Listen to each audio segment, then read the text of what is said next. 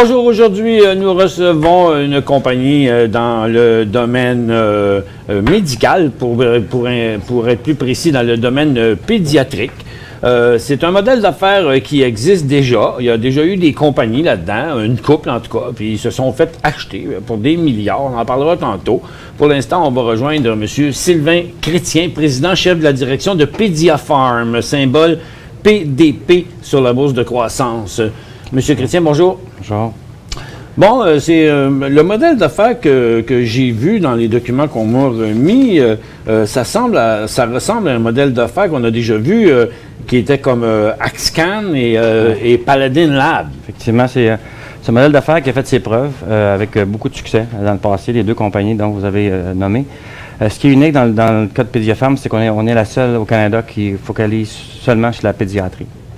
Donc, on est une compagnie qui ne fait pas de recherche, on n'a pas les risques de faire la recherche. Nous, on signe des ententes avec des compagnies de partout à travers le monde sur des produits dont la recherche est complétée et on s'assure d'amener ces produits-là ici au Canada et de les commercialiser. OK. Donc, pas des produits qui sont déjà vendus, mais qui voudraient venir prendre le marché ici? Effectivement. C'est tous des produits innovateurs qui viennent de partout dans le monde. Et nous, on s'assure de sécuriser des ententes exclusives pour le Canada. Oui, c'est ce que j'allais vous poser comme question, entente exclusive. Puis là, ça marche comment?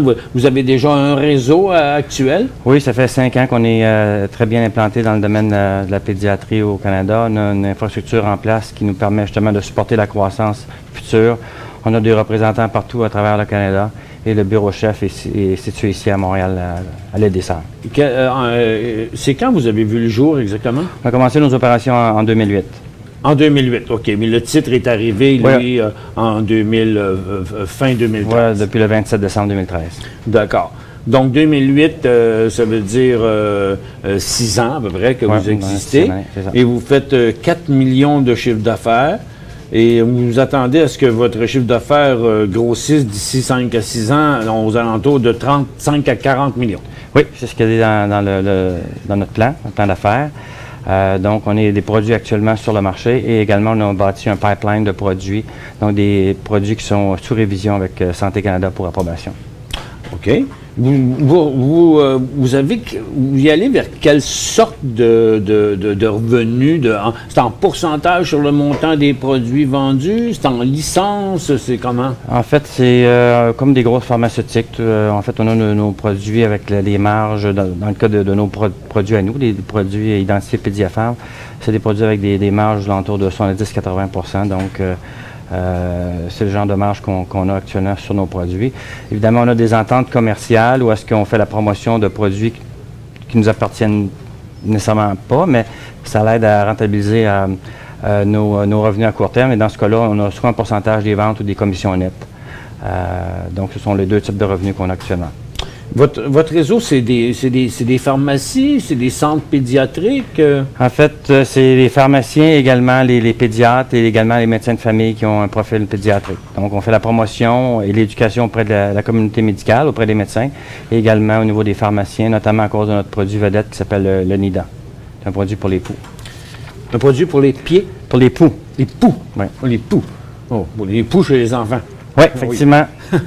Ben oui, il attrape ça dans les écoles, hein? Oui, effectivement. C'est bizarre quand même qu'encore en 2014, dans un pays comme le Canada, que tu vas à l'école et il y a des enfants qui ont des poux. Hein? Oui, bien il y en a encore beaucoup. En fait, c'est un gros problème actuel parce qu'avant l'arrivée de NADA, malheureusement, on donnait il n'y avait pas d'autres alternatives et on donnait des produits à base de pesticides.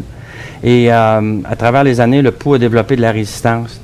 Donc, c'est très difficile actuellement avec les produits comme le Nix, par exemple, de traiter le traitement des poux parce qu'ils ne meurent pas. Et heureusement, NIDA est là pour, évidemment, prendre une grosse part du marché parce que c'est un produit qui non seulement va tuer les poux, mais également les œufs. Puis c'était impossible de développer la résistance avec le produit. Donc, ça, c'est un de nos produits vedettes qui vient d'Allemagne. Et ça donne un bel exemple sur le genre de produits et d'innovation qu'on amène ici au Canada. Mais effectivement, c'est un fléau. Vous avez fait 2 financements privés pour un produit brut de 9 millions. Là, il vous en reste 6 millions. Et parce que les cash flows, c'est ça. Vous avez 0 dette. Oui. quel est votre plan là, dans les prochains? Comment vous allez passer là, de 4 millions à 40 millions? C'est 10 fois plus. Tout est une question de croissance. Donc, une part, évidemment, du capital va être injecté dans la croissance de nos produits actuels sur le marché. Ça, c'est bien important de garder un momentum sur les produits qu'on a actuellement, dont le NIDA. Ensuite, on veut sécuriser d'autres ententes. Okay? Pour d'autres produits. Donc, on veut continuer à bâtir notre pipeline. Et pour se rendre, évidemment, aux objectifs d'ici 5 ans, évidemment, on a des produits qui sont sous revision ou qui vont être sous prêt d'être soumis à Santé Canada et avec des approbations imminentes, dont on espère avec le produit Easy Healer, qui est un produit qui va générer beaucoup de revenus pour nous. Donc, ce que je comprends bien, vous vous occupez aussi du processus. Donc, ça pourrait être soumis à une compagnie européenne qui a un médicament qui est approuvé là-bas, mais qui ne l'est pas ici. Vous le prenez sur votre aile, puis vous vous occupez de le faire approuver ici pour après le distribuer de manière exclusive. Effectivement, c'est une des valeurs ajoutées de Pédiafam. Quand il y a le temps de discuter avec ces partenaires-là, eux recherchent des partenaires qui font vraiment, qui donnent finalement une entente clé en main.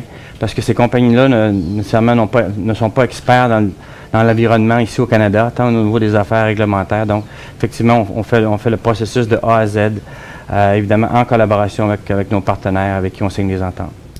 Vous avez perdu un contrat avec Sanofi. Pouvez-vous m'en parler? Oui. Malheureusement, les choses, il faut arriver. Et puis, dans le cas de Allergec, c'est une entente. Évidemment, ces ententes-là sont à court terme. Mais dans le cas d'Allergec, on voulait adresser un problème de profit à court terme. Donc, on a terminé l'entente. Dans le cas de Suprax, qui était l'autre produit qu'on avait avec eux, le produit est en backorder. Donc, il n'y avait pas de lieu de continuer la promotion, étant donné qu'on n'était pas capable de fournir le produit au niveau des pharmacies. Donc, pour ces deux raisons-là, on a dû terminer l'entente.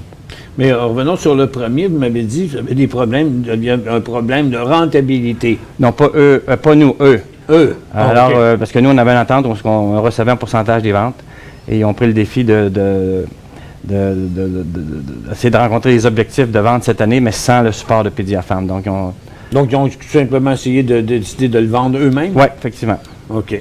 Bon, vous avez fait le premier je pense qu'on était un peu victime de notre succès parce que l'année passée, on a eu un très gros succès avec le produit. Donc, mais c'est des décisions qui arrivent. Comme vous le voyez souvent, il y a beaucoup de pression au niveau des grandes pharma à générer des profits court terme. Ça, c'est un bel exemple.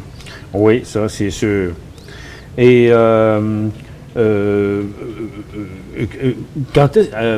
quel est le point d'équilibre où vous allez tomber cash flow positif? C'est une bonne question. Malheureusement, je n'ai pas une réponse précise parce qu'on est en train de regarder différents scénarios.